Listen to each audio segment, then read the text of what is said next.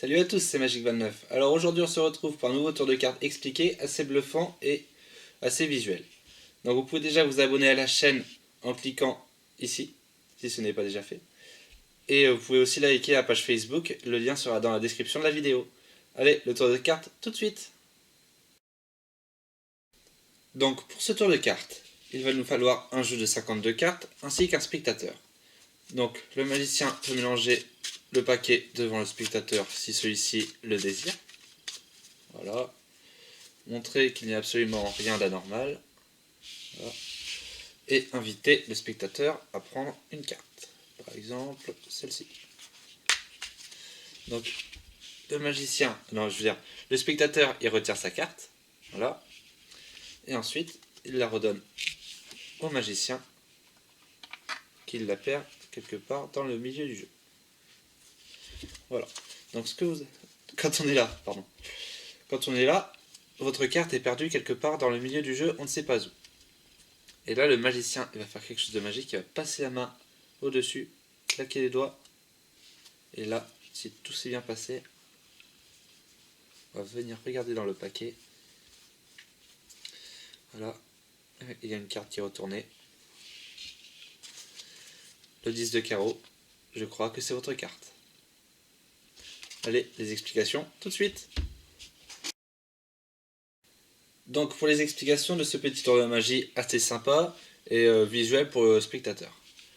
Alors il va nous falloir un jeu de 52 cartes normal et une petite préparation. Donc avant d'entrer sur scène ou devant le spectateur, il va falloir prendre une carte du paquet, retourner le paquet et venir la mettre inversée. Comme ça. Donc à partir de ce moment-là, on a un jeu normal, tout à fait normal, sauf la dernière carte qui est retournée. Voilà. Donc quand vous êtes là, vous êtes prêt à faire votre tour. Donc vous allez voir un spectateur, n'importe qui, et vous lui dites, tiens, j'ai un petit tour de magie pour toi. Donc vous lui montrez que toutes les cartes sont normales, sauf, mais il ne faut pas montrer la dernière carte. Sinon il va voir qu'il y a la supercherie. Donc voilà.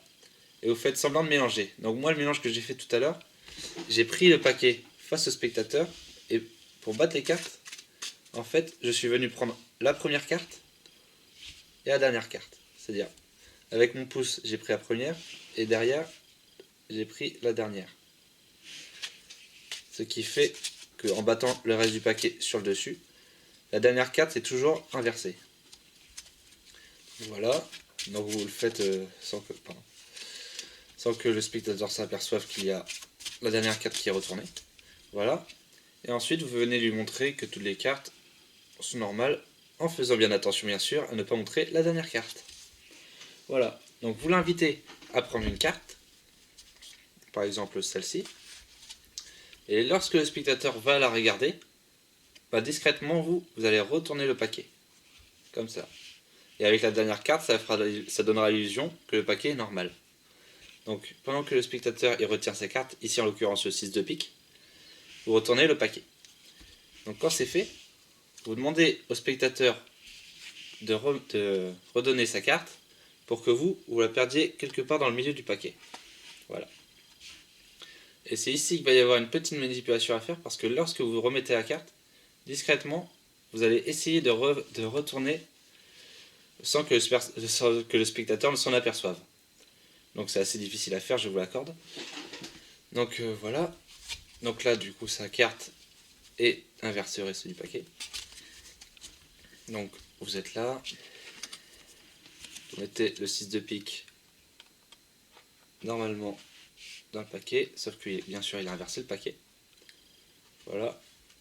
Et quand vous fermez, vous essayez de faire un petit geste pour que le paquet redevienne normal, sauf la dernière carte qui est retournée. Et la carte du spectateur, bien entendu, dans le milieu du paquet.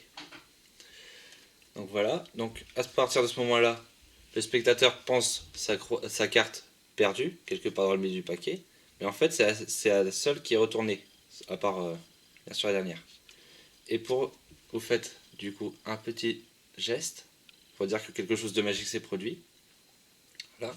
Et vous venez éventailler les cartes jusqu'à la carte du spectateur. Voilà, et vous n'irez pas plus loin, sinon on pourrait découvrir, par exemple ici, voilà, j'ai trouvé la carte du spectateur, et vous continuez pas, parce le spectateur pourrait voir que la dernière carte est retournée. Voilà. Et du coup, la carte du spectateur est retournée. Si vous avez aimé cette vidéo, je vous invite à la partager et à lâcher un pouce bleu. Donc on se retrouvera dans 2 semaines pour un nouveau tour de magie expliqué. A bientôt.